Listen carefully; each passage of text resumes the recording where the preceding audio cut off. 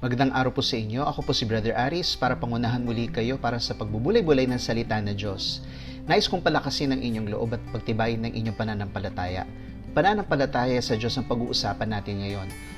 Pananampalatayang makakamit natin ang pangako ng Diyos na higit pa sa mga material na bagay o tahanan o magandang puok rito sa lupa.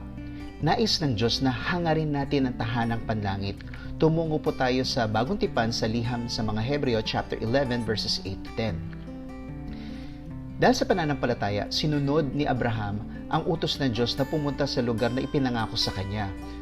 Umalis siya sa bayan niya kahit hindi niya alam kung saan siya pupunta. Dahil din sa pananampalataya, nanirahan si Abraham sa lupaing ipinangako sa kanya ng Diyos, kahit nasa tolda lang siya tumira na parang isang dayuhan.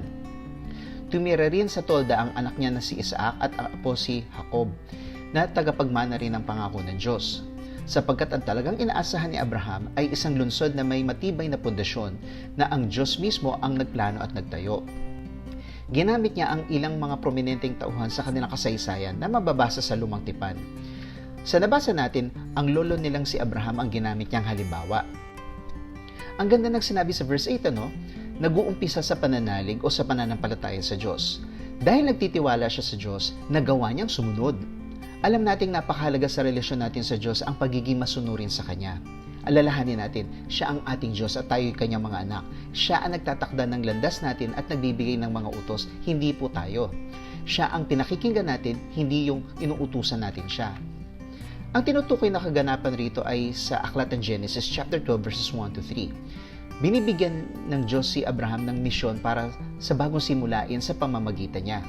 Kailangan niyang lisanin ang kanyang angkan at lumipat ng lugar. Bumuo ng bagong pamilya sa edad na 75 at tumungo sa lugar ng mga Kananeo. Di maglaon, ito ang magiging lupain ng kanyang mga apo. Sa pagpunta niya ron, maipakikilala niya ang Diyos at siya ang magiging daluyan ng pagpapala sa buong daigdig. Hindi madaling desisyon yon, matanda na kasi siya, saka pa siya bibigyan ng napakalaking misyon ng Diyos. Pero para sa Diyos, iyon ang tamang panahon sa kanyang buhay para gamitin siya ng husto. Bukod pa roon, buong buhay niya, doon lang siya sa bayan nila sa Ur, isang maunlad, pangunahin at napakapangyarihang bansa o sibilisasyon sa panahon yon. Samantala, ang mga Kananeo at mga iba pang tribo doon ay kinilalang mga masasamang tao, sumasamba sa mga Diyos-Diyosan, na may karumal-dumal na mga gawain. Pero napakaganda at napakasaganang lugar ang pook nila. Kaya nga, nais umpisahan ng Diyos ang pagbabago roon at sa buong mundo sa pagdating ng isang banyagang si Abraham. Ngayon, para sa atin, hindi mahirap ang desisyong umalis at lisanin ng nakagisnang lupain. Marahil kasi sa kahirapan.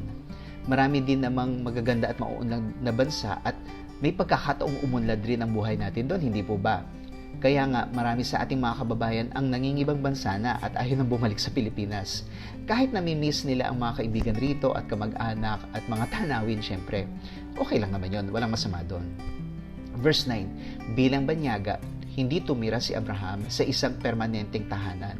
Tolda lang, kahit may ilan siyang mga kasamahan at kagamitang dala. Paano niyang nagawang mabuhay ng ganon at hindi nagrereklamo?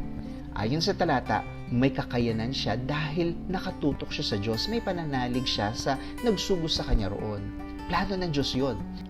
Diyos ang kanyang pag-asa. Hanggang nagkaanak at apo siya, si Isaac at si Jacob, sa tolda pa rin sila tumira. Si Genesis, naging napakayaman na nila. Pero tolda pa rin ang tirahan nila. Sa panahon ngayon, kapag nakalipat ka sa ibang bansa, ang goal ng isang kababayan natin ay maging citizen na agad sa bayang yon. Gagawin nila iyon sa panahon nila para kapag nagkaanak sila, automatic na citizens na rin ang kanilang mga anak at wala nang alalahanin. Siyempre, sa panahon ni Abraham, hindi naman ganoon kaayos ang sistema ng citizenship. Pero sa pagtira nila sa tolda, may ipinapakita sila doon. Tingnan natin sa last verse sa verse 10. Ang tunay na nais nilang makamit na bayan ay isang lungsod na may matibay na pundasyon na ang Diyos mismo ang nagplano at nagtayo. Ano ibig sabihin nito? Ipinapaliwanag ito sa verses 13 to 16. Ang lahat ng taong ito'y namatay na sumasampalataya. Hindi man nila natanggap ang pangako ng Diyos noong nabubuhay pa sila. Natitiyak naman nilang darating ang araw na matatanggap nila ang kanilang hinihintay. Itinuturing nilang mga dayuhan ang sarili nila at naninirahan lang sa mundong ito. Ang mga taong may ganitong pananaw ay nagpapahiwatig na naghahanap sila ng sariling bayan.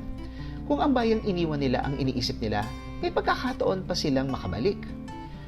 Ngunit hinahangad nila ang mas mabuting lugar at ito'y walang iba kundi lungsod na nasa langit. Kaya hindi ikinakahiya ng Diyos na siya'y tawagin nilang Diyos dahil ipinaghanda niya sila ng isang lungsod.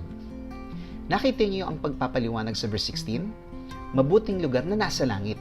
Tandaan natin, ang binabasa natin ay liham sa mga Hebreo. Ang mga Hebreo rito yung mga Israelita na nasa Judea, Galilea at mga kalat-kalat sa iba't ibang bansa. Ang mga unang mananampalataya kasi ay sila. Siguro nagsisimula na rin dumami ang mga mananampalatayang Gentiles. Sila ay persecuted ng mga kababayan nilang ayaw kilalanin si Jesus bilang Mesiyas o Kristo. At pati na rin siyempre mga Gentiles. Noon pa man ay nais ng mga Hebreo o mga Israelita na mabuo muli ang kanilang bayan. Noong panahon nila, lalong nabubura sa mapa ang Israel. Pagdating ng 70 AD, natuluyan na, bagsak sila. Kailan muling naibalik sa mapa ang Israel? Nitong 1948 na, 72 years ago. Sino mag-aakalang may mga Israelita pa makalipas ng 1,878 years? Kung tutuusin, wala na ang lahi nila sa haba ng panahon na iyon. Pero buhay pa sila. Ngayon, dahil sa pangako ng Diyos, muling naitatag ang Israel. Tinanggap nila ang dating lupain ng mga Kananeo bilang mana mula sa Diyos. Pero, higit sa lupain iyon ang hinahangad ni Abraham. Ganon din ang dapat nating hangarin. Hindi sa Pilipinas o sa ibang bansa na mas maunlad ang tunay na pag-asa natin. Langit ang destinasyon natin. Pinapakita ng pandemyang ito na hindi buhay sa mundong ito ang para sa atin. Patungo tayo sa langit, tapos aayusin ng Diyos ang daigdig na ito.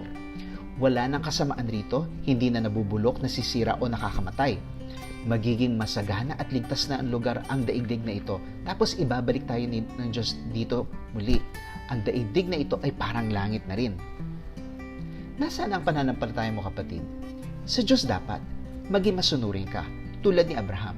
Umasa ka sa ibibigay ng Diyos sa atin. Verse 10, isang bayan na matibay ang pundasyon na Diyos mismo ang nagplano at nagtayo. Makalangit sa ganda at sa kasaganahan. Hindi tayo banyaga doon, taga roon na talaga tayo. Yon ang mamanahin natin. Kapatid, siguruhin mong makakapasok ka sa pangakong makabagong lupain ng Diyos na makalangit at makadiyos. Maraming salamat po sa inyong pagtunghay. Magkikita po muli tayo next week. Sumainyo ang Espiritu ng ating Diyos.